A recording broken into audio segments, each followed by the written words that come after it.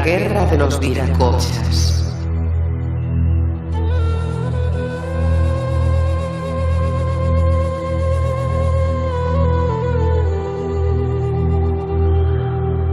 Por Juan José Vega.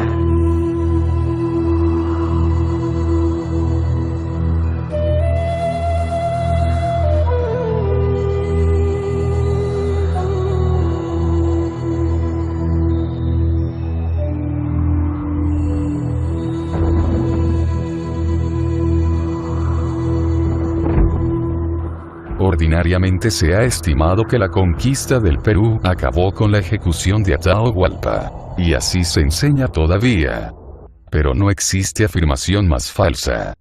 Cuando el Inca fue agarrotado en Cajamarca, las guerras de los conquistadores contra los caudillos indígenas no se habían iniciado aún. En efecto, fue solo con el anuncio de la ejecución de aquel monarca que sus generales, muerto ya su señor, liberados por tanto de toda promesa de pasividad, empezaron las campañas militares contra los cristianos.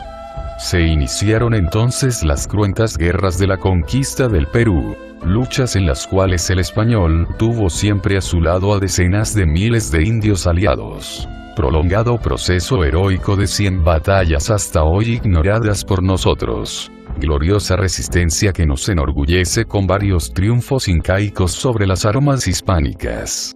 Épicas campañas en las cuales se formó un audaz pelotón de caballería peruana y una elemental arcabucería incaica. Larga lucha que solo habría de cerrarse con el asesinato de Manco Inca en las montañas de Vilcabamba la Vieja. Este libro constituye el primer intento peruano de escribir la historia de la conquista del Perú en forma integral. Pero posee, además, otra característica, que señalamos con interés. La de presentar la visión de los vencidos y no la de los vencedores. Al igual que un antiguo cronista del siglo XVI, podemos afirmar nosotros que hemos trabajado esta obra, prosiguiendo la descendencia de los reyes incas de este reino, y lo a ellos perteneciente, sin tratar despacio las cosas de los españoles, que por otros han sido ya tratadas. De ahí que tanto resaltemos las victorias cusqueñas sobre las mesnadas castellanas. La conquista española fue, en realidad, el fruto de varias guerras. Y se logró en un dilatado ciclo, muy sangriento, durante el cual brilló el valor de un pueblo que se resistía a la dominación extranjera. Etapa aquella en la que, asimismo, resaltó, por encima de las virtudes del soldado, la astucia de los conquistadores. Estos, en efecto, si bien empezaron utilizando a miles de indios Nicaraguas, Guatemalas y Panamás, así como a gran cantidad de negros africanos, pronto supieron, astutamente, obtener un apoyo mucho más efectivo. Engañando a numerosos caciques peruanos, apareciendo como dioses, y ofreciendo autonomía y privilegios, consiguieron la adhesión de numerosos régulos indígenas. A la osada voluntad de aventura, sumaron siempre los castellanos la treta y la trampa. Cosas corrientes en aquellos tiempos y que el occidente por igual aplicó, en todas partes, durante la conquista del mundo. Aquí en el Tahuantinsuyo, los españoles dotados de cerca de medio siglo de experiencia en la sujeción de América, emplearon y con gran éxito, una antiquísima máxima: dividir para vencer. Lanzando a unos indios contra otros fueron destruyendo, en cruentas batallas, a los dos fuertes núcleos incaicos, Cusco y Quito. Pero los cristianos no solo azuzaron los odios mortales que dividían a las aristocracias ananiurín de estas dos metrópolis. Simultáneamente favorecieron el alzamiento de poderosos curacazgos integrantes del imperio de los incas. Cusco y Quito, así, no solo se combatieron ferozmente con trágica e implacable saña, mientras los cristianos se fortalecían en el Perú. Libraron también guerras intestinas. Cusqueños y quiteños hubieron de soportar una insurrección de curacas súbditos en varias de las más importantes comarcas del Tahuantinsuyo. Estos caudillos indígenas locales, con su ciega rebeldía, fueron instrumentos inconscientes de los cristianos en la lucha hispánica contra los principales centros incaicos. Indios contra indios. Tal fue, en realidad, el secreto de la rápida conquista del Tahuantinsuyo. Porque las guerras de la penetración castellana eran, esencialmente, sanguinarias campañas de unas confederaciones tribales contra otras. Atroz contienda entre indios. Espantosas guerras civiles que los españoles aprovecharon hábilmente. Anarquía política que los castellanos supieron reforzar a través del atizamiento del espíritu levantisco de numerosos régulos indígenas, contra el orden imperial incaico. Los cristianos fueron así penetrando al imperio. Auxiliaban a uno u otro bando según las conveniencias del momento. Aprovechando el caos, burlando a los jefes indios, minaron toda posibilidad de resistencia organizada.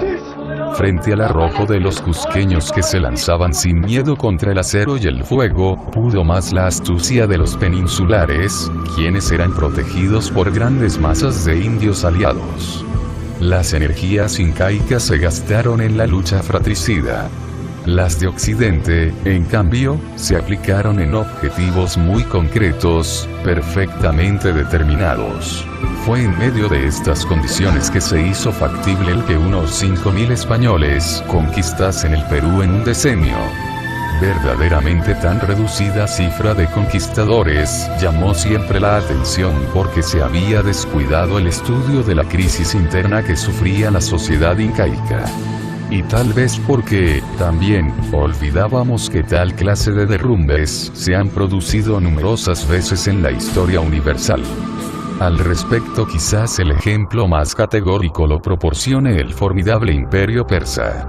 Abarcaba desde el Danubio hasta el Indo, pero fue destruido por un pequeño número de falanges de Alejandro. Ocurrió así merced a terribles tensiones internas que afrontaba Darío III Codómano, las cuales estallaron ante la presencia del conquistador macedonio. Pero la crisis dinástica incaica, al momento de la conquista española, no puede explicarlo todo. Existían factores más profundos. Al caos político indígena se agregaron elementos que no eran fruto de las circunstancias de última hora sino derivados de la esencia misma del Tahuantinsuyo. Nos referimos a la conformación multitribal del imperio de los incas. Como todo imperio, fue un estado constituido por diversas nacionalidades. Vastos señoríos separados entre sí por lenguas, dioses, costumbres, leyes y tradiciones. Eran federaciones cuyas altivas aristocracias, vencidas poco tiempo atrás por los incas, apenas si permanecían sujetas por la autoridad imperial. Al ser atacada la organización incaica en su base por los conquistadores, muchos juracas, ingenuamente, no vacilaron en dar su decidida adhesión a los cristianos, a los cuales, con frecuencia, se vio como portadores de autonomía local. El Tahuantinsuyo no se hallaba, pues, suficientemente cusqueñizado al producirse la agresión hispánica. La acción unificadora del Cusco había durado demasiado poco, y mucho faltaba aún para que se formara una línea mínima de conciencia nacional que comprendiese a todos los pobladores del imperio. Por ello, en algunos casos, el nivel político, todavía poco desarrollado en el Perú prehispánico, hizo ver a los cristianos no como conquistadores sino como libertadores. Los juracas levantados contra Cusco y contra Quito no midieron la trascendencia de su actitud. La política, como se ha dicho, no era aún una ciencia muy avanzada entre aquellos nuestros pueblos de tótems y de magia. Pero sí, en cambio, tenía pleno desarrollo entre los peninsulares, quienes procedían de un mundo ya en plena mentalidad lógica. Así, mientras el Cusco, y con él buena parte del Tahuantinsuyo, reconocía en un primer momento como dioses a los españoles, otorgándoles el sagrado nombre de viracochas, los conquistadores, duchos en los más arteros menesteres de la política y la guerra, mantuvieron falazmente el engaño. Poco, pues, verdaderamente, podían hacer los indios que aún creían en deidades viracochas salidas de las aguas, contra españoles venidos de la Europa renacentista. Era el enfrentamiento de la franca moralidad política del occidente del siglo XVI con un pueblo que aún se enorgullecía de la mayulla, del no mentir. El fin justifica los medios era un pensamiento que se practicaba casi siempre en el viejo mundo, aunque escasamente se confesase. Aventureros salidos de estos pueblos europeos fueron los que chocaron contra la sencillez de las colectividades primitivas. No solo se enfrentaron, pues, el hierro contra la piedra y el arcabuz a la valentía elemental. Los 2500 años de evolución histórica que separaban al Tahuantinsuyo de España se reflejaron, por cierto, en ausencia de rueda y alfabeto, de pólvora y acero, de córceles y navíos entre nuestros indios. Pero también plasmó tan dilatado lapso de diferenciación cultural en una conciencia política de menor desarrollo. En una mentalidad más llana, menos capaz del complicado juego de intriga y ardid. Recursos que tanto cuentan en toda invasión.